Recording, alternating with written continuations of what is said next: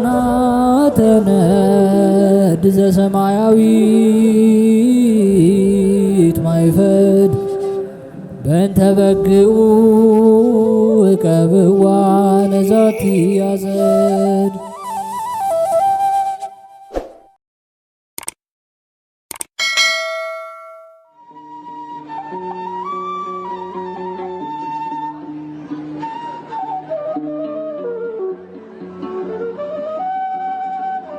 በስመ አብ ወወልድ ወመንፈስ ቅዱስ አሃዱ አምላክ አሜን። ሰላም እንደምን ቆያችሁን ውድ የሊቃናት ሚዲያ ቤተሰቦቻችን፣ አሜን። የእግዚአብሔር ስሙ ከዘላለም እስከ ዘላለም የከበረ የተመሰገነ ይሁን። በዚህ በዛሬው ቪዲዮ ይዘንላችሁ የምንቀርበው ጥር 16 የሚነበብ ስንክሳር ሲሆን ለዚህ ቁም ነገር አዘል ቻናል አዲስ የሆናችሁ እህት ወንድሞቻችን ቻናሉን ሰብስክራይብ በማድረግ እንዲሁም የደወል ምልክቷን በማብራትና ይህንንም ቪዲዮ ላይክ በማድረግ ቤተሰብ እንድትሆኑ የአክብሮት ግብዣችንን አቀረብን። ወደ ቪዲዮ እንሂድ። መልካም ጊዜ። ጥር 16 የሚነበብ ስንክሳር። ዕረፍቱ ለፊላታዎስ። ጥር 16 በዚች ቀን የስሙ ትርጓሜ የእግዚአብሔር ወዳጅ የሆነ የከበረ ፊላታዎስ በሰማዕትነት ሞተ። ይህም ቅዱስ ከአንጾኪያ ሀገር ሰዎች ወገን ነው። ወላጆቹም መረግድ የሚባል ላም ያመልኩ ነበር። የተፈተገና የበሰለ በሰሊጥ ቅባትን በማር የተለወሰ ስንዴ ይመግቡታል። ሁልጊዜ 3 ጊዜ የተወደደ ሽቶ ቅባት ይቀቡታል። የወይን ጠጅም ያጠጡታል። ለክረምትና ለበጋም ማደሪያ አለው። በአንገቱም የወርቅ ዛንጅርና ድሪ አለው። ይህ ቅዱስ ፊላታዎስም መልኩ እጅግ የሚያምር ነበር። 10 ዓመትም በሆነው ጊዜ ለዚያ በሬ ይሰግድ ዘንድ ወላጆቹ ተናገሩት። ሕፃን ፊላታዎስም ቃላቸውን አልሰማም። እነርሱም እርሱን ስለሚወዱት ልቡን ሊያሳዝኑት ስላልፈለጉ አላስገደዱትም። የከበረ ፊላታዎስም ያን ጊዜ ጌታችንን ኢየሱስ ክርስቶስን አያውቀውም ነበር። ፀሐይም አምላክ ይመስለው ነበር። በፀሐይም ፊት ቆሞ እንዲህ አለ፣ አንተ ፀሐይ አምላክ ከሆንክ ታስረዳኝ ዘንድ እለምንሃለሁ አለ። በዚያም ጊዜ ከወደ ላይ እንዲህ የሚል ቃል ወደ እርሱ መጣ፣ እኔ አንተ ልታውቀውና ስለከበረ ስሙ ደምህ ይፈስ ዘንድ ያለህ አምላክ አይደለሁም አለው። ሕፃኑ ፊላታዎስም ይህንን በሰማ ጊዜ ልቡ ጸና። ዳግመኛም በዚያች ሰዓት ወደ እርሱ መልአክ ተላከ። እርሱም የአምላክን ምስጢር አስረዳው። የሚነግረውንም ያስተውል ዘንድ ልቦናውንም ከፈተለት። ከዓለም ፍጥረት ጀምሮ የክብር ባለቤት መድኃኒታችን ክርስቶስ ሰው እስከሆነበት ድረስ የሆነውን ይነግረው ጀመር። በልቦናውም እጅግ ደስ አለው። ከዚያችም ዕለት ወዲህ ሁልጊዜ አብዝቶ የሚጾምና የሚጸልይ ሆነ። ከብቻው እንጀራና ጨው በቀር አይበላም። ለድሆችና ለምስኪኖችም ምጽዋት ይሰጣል። ከዓመትም በኋላ ወላጆቹ አሰቡ። ለልጃቸው ባልንጀሮች ምሳ አዘጋጁ። ሳይበሉና ሳይጠጡ አስቀድሞ ልጃቸው ፊላታዎስ ለዚያ በሬ ዕጣን እንዲያሳርግ ፈለጉ። ሕፃኑ ፊላታዎስም በበሬው ፊት ቆሞ ሰዎች የሚያመልኩህ አንተ በእውነት አምላክ ነህን? አለው። ያን ጊዜም ከበሬው እንዲህ የሚል ቃል መጣ፣ እኔ አምላክ አይደለሁም፣ ሰይጣን በእኔ ላይ አድሮ ሰዎችን እንዳስት አደረገኝ እንጂ። ይህንንም ብሎ ያ በሬ ተነስቶ የቅዱስ ፊላታዎስን ወላጆች በቀንዶቹ ወግቶ ገደላቸው። ፊላታዎስም ያንን በሬ ይገድሉት ዘንድ አመድ እስከሚሆንም በእሳት አቃጥለው በንፋስ ይበትኑት ዘንድ አገልጋዮቹን አዘዛቸው። እርሳቸውም እንዳዘዛቸው አደረጉ። የወላጆቹን በደኖቻቸው ወድቀው ነበር፣ እግዚአብሔርም ጸጋውን አሳድሮበታልና። ቅዱስ ፊላታዎስ በወላጆቹ በደኖች ላይ ጸለየ። ነፍሳቸውም ተመልሳ በዚያን ጊዜ ተነሱ። በሲኦሉም ካዩት ስቃይ ነገሩት። ከዚህም በኋላ ቅዱስ ፊላታዎስና ወላጆቹ በአብ በወልድ በመንፈስ ቅዱስ ስም የክርስትና ጥምቀትን ተጠመቁ። ሀብተ ፈውስም ተሰጥቶት በጸሎት በሽተኞችን የሚፈውስ ሆነ። ወሬውም በንጉሥ ዲዮቅልጥያኖስ ዘንድ ተሰማ። መልእክተኞችንም ልኮ ወደ እርሱ አስቀረበውና ለአጵሎን ዕጣን ያሳርግ ዘንድ አዘዘው። ብዙ ቃል ኪዳንም ገባለት። ባልሰማውም ጊዜ በየአይነቱ በሆነ ስቃይ ያሰቃዩት ዘንድ አዘዘ። ባለንጋዎች ገረፉት፣ በሆዱም ላይ የሚከብዱ ድንጋዮችን አደረጉ። እርሱ ግን በክብር ባለቤት ጌታ ኢየሱስ ክርስቶስ ኃይል የጸና ነው። ከዚህም በኋላ ንጉሡንና የረከሱ አማልክቶችን ሊረግማቸው ጀመረ። ንጉሥም አፉን ይመቱት ዘንድ ምላሱንም ይቆርጡ ጥርሶቹንም ይሰብሩ ዘንድ አዘዘ። ጌታችንም ያለ ጥፋት ጤነኛ አደረገው። ከዚህም በኋላ ንጉሥ ይሸነግለው ዘንድ መልካም ቃል ሊናገረው ጀመረ። የከበረ ፊላታዎስ ግን ሲዘብትበት ለጣዖቶቹ እንደሚሰዋ ቃል ገባለት። ንጉሥም እውነት ስለመሰለው ደስ አለው።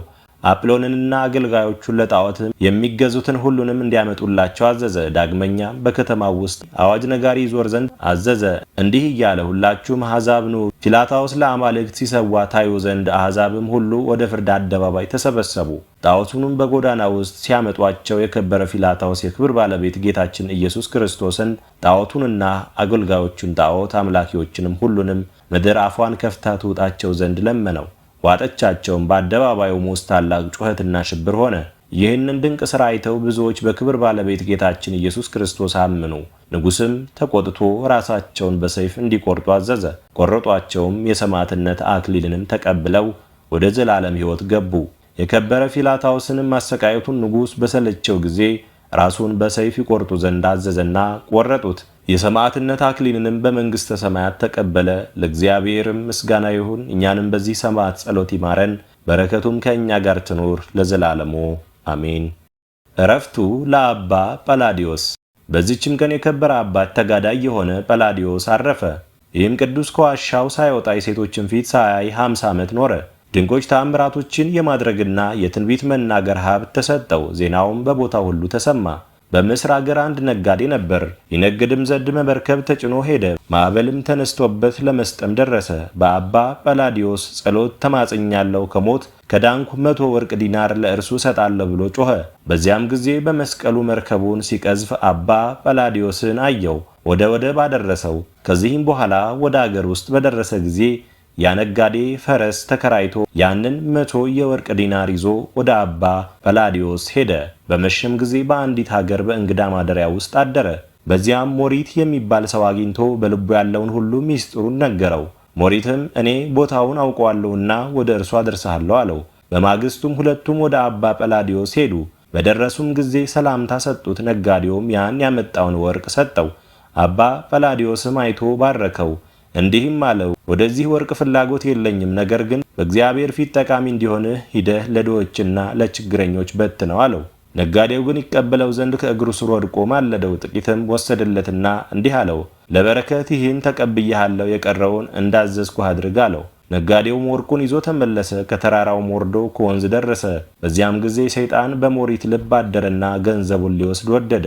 በአደገኛነትም በላዩ ተወርውሮ ገደለው። በሌሊትም በድኑን ተሸክሞ ወስዶ ከአባ ጰላዲዮስ ደጅ ጣለው። በማግስቱም ወደ አገረ ገዢ ሂዶ ስለ ሟቹ ነገረው። መኮንኑ ወደዚያ በደረሰ ጊዜ አባ ጰላዲዮስን ይዞ ጽኑ እስራትን አሰረውና ስለ ሞተው ሰው ሊመረምረው ጀመረ። እርሱም እኔ አልገደልኩትም አለ። ወደ ሞተውም ቀርቦ ቃሬዛውን ይዞ ረጅም ጸሎትን ጸለየ። በድን ሆይ ማን እንደገደለ ተነስተህ ትናገር ዘንድ በእግዚአብሔር ስም አዝዣለሁ አለ። ወዲያውኑ የሞተው ተነስቶ ስለ ገንዘቡ ሞሪት እንደገደለው ተናገረ። መኮንኑም ይህንን ድንቅ ተአምር ባየ ጊዜ ደነገጠ። ለአባ ጰላዲዮስም ሰገደለት። በላዩም ክፉ ስላደረገ ተጸጸተ። ሞሪትም ሊገድለው ወደደ። አባ ጰላዲዮስም አስተወው። ከብዙ ተጋድሎም በኋላ እግዚአብሔርን ደስ አሰኝቶ አገልግሎ በመልካም ሽምግልና አረፈ። ለእግዚአብሔርም ምስጋና ይሁን። እኛንም በዚህ ጻድቅ ጸሎት ይማረን፣ በረከቱም ከእኛ ጋር ትኑር ለዘላለሙ አሜን። የ10503 መኳንንቶች ዕረፍት። በዚችም ዕለት የቅዱስ ፊላታዎስ ማኅበር የሆኑ 10503 መኳንንቶችም በሰማዕትነት ሞቱ። በረከታቸውም ከእኛ ጋር ትኑር፣ ለእግዚአብሔርም ምስጋና ይሁን አሜን። የ11004 ሰራዊት ዕረፍት። በዚችም ዕለት ደግሞ የቅዱስ ቂርቆስ ማኅበር የሆኑ 11004 ሰራዊት በሰማዕትነት ሞቱ። በረከታቸውም ከእኛ ጋር ትኑር፣ ለእግዚአብሔርም ምስጋና ይሁን አሜን። ዕረፍቱ ለአባ ዮሐንስ ሊቀ ጳጳሳት። በዚችም ዕለት የእስክንድርያ አገር ሊቀ ጳጳሳት የከበረ አባት አባ ዮሐንስ አረፈ። እርሱም ለአባቶች ሊቃነ ጳጳሳት 48ኛ ነው። ይህ አባት ከታናሽነቱ በአስቄጥስ ገዳም በአባ መቃርስ ቤተክርስቲያን ውስጥ መንኩሶ ፍጹም ተጋድሎን ተጋደለ። በጾም በጸሎት በመትጋት የተጠመደ ሆነ።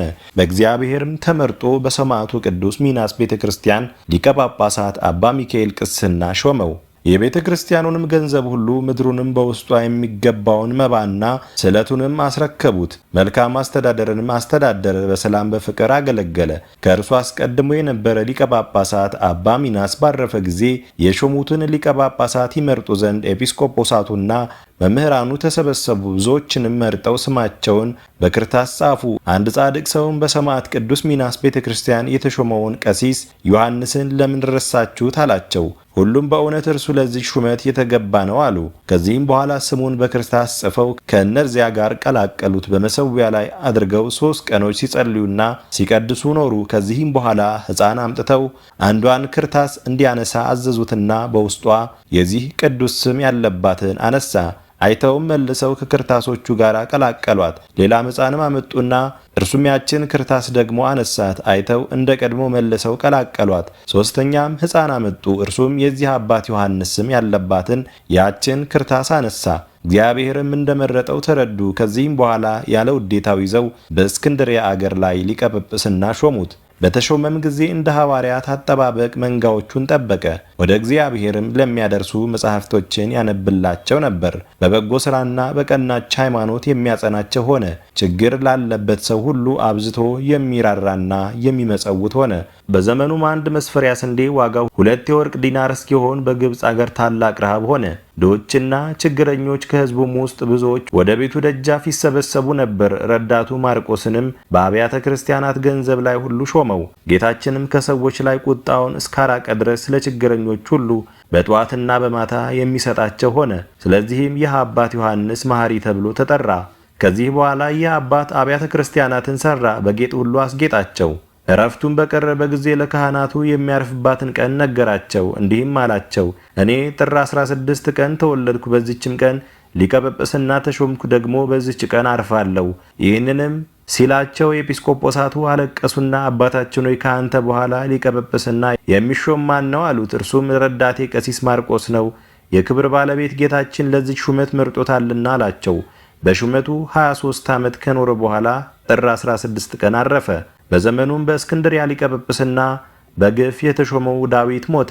ዳግመኛም ከእርሱ አስቀድሞ የነበረ በእስር ቤት 10 ዓመት ከኖረ በኋላ ሌላ ጊዮርጊስ የተባለ ተሾመ። ይህም አባት አባ ዮሐንስ በተሾመ ጊዜ ስለ ቀናች ሃይማኖት መልእክትን ጻፈ። ጊዮርጊስም ባረፈ ጊዜ በእርሱ ፈንታ ስሙ ኪራኮስ የሚባል ጻድቅ ሰው ተሾመ። መልእክትንም ጽፎ ወደ አባ ዮሐንስ ላከ። እርሱም ደስ ተሰኘበት። የመልእክቱንም መልስ ጽፎ ላከለት። ለእግዚአብሔርም ምስጋና ይሁን። እኛንም በዚህ አባት ጸሎት ይማረን፣ በረከቱም ከእኛ ጋር ትኖር ለዘላለሙ አሜን። ዕረፍቱ ለሊቀ ዳንኤል። በዚህች ዕለት አምድ ከሚባል አገር የሶርያ ሰው ሊቅ ዳንኤል አረፈ።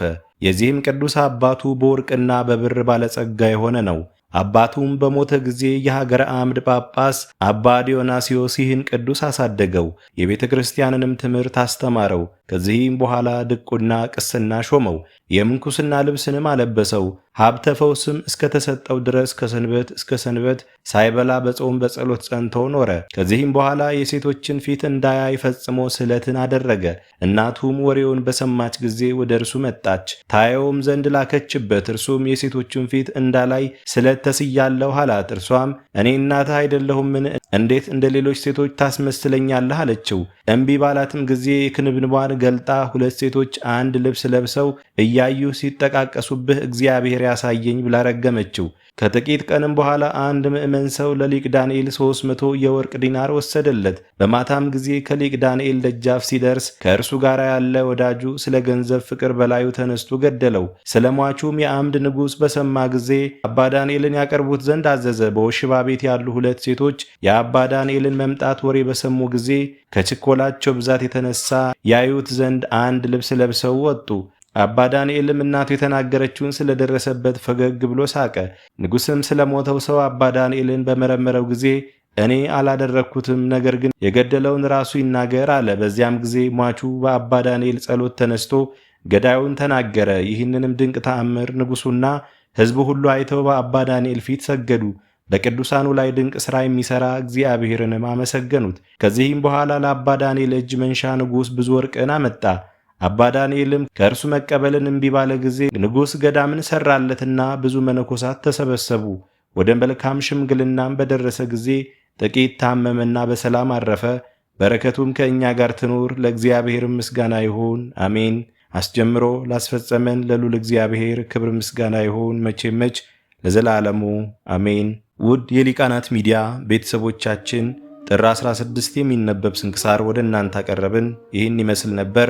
በቀጣይ በአዲስ ክፍል እስከምንገናኝ ድረስ እግዚአብሔር ቸር ያቆየን። መልካም ጊዜ